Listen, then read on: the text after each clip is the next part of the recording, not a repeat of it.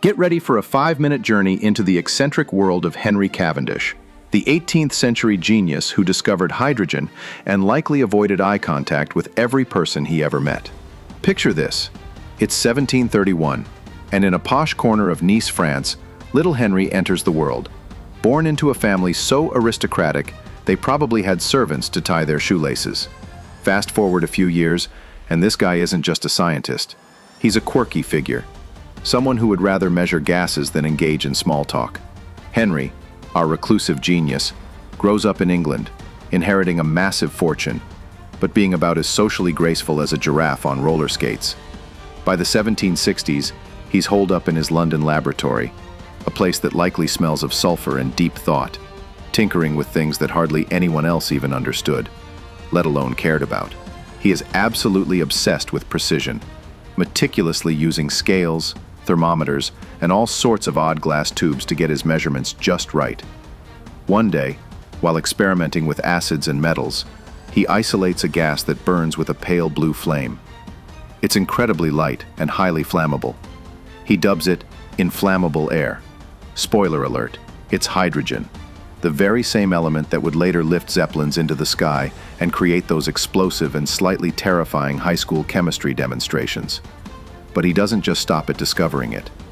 He meticulously studies its properties, measures its density with incredible accuracy, and effectively writes the foundational text on the most abundant element in the universe, all while probably wearing the same tattered coat he's had since his days at Cambridge. Now here's the kicker. Henry isn't shouting his groundbreaking discoveries from the rooftops. Oh no, that would involve talking to people. This guy is so intensely shy he would rather wrestle a thunderstorm than present his findings to a colleague.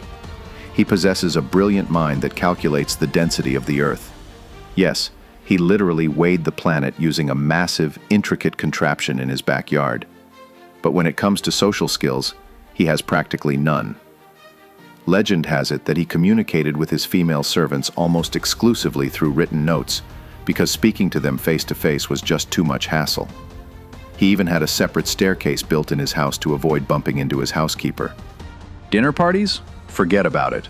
He would sneak into scientific meetings at the Royal Society, stand in a corner mumbling to himself, and then bolt for the exit as if he'd just remembered he left the Bunsen burner on.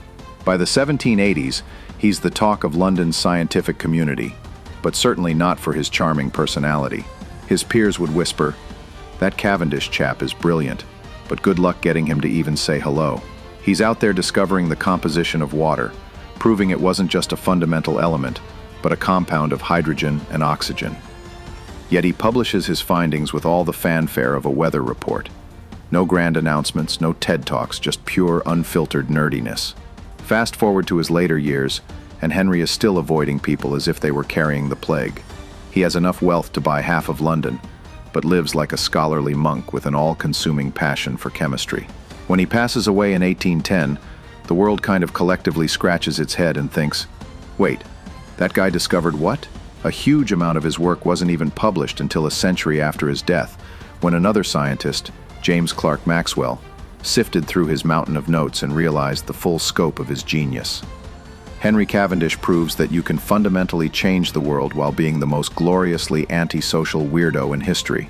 So, here's to you, Henry. May your hydrogen burn bright, and may your awkward silences be remembered forever. Thanks for watching, and if you enjoyed this dive into scientific history, be sure to like, subscribe, and hit that notification bell for more stories. See you next time.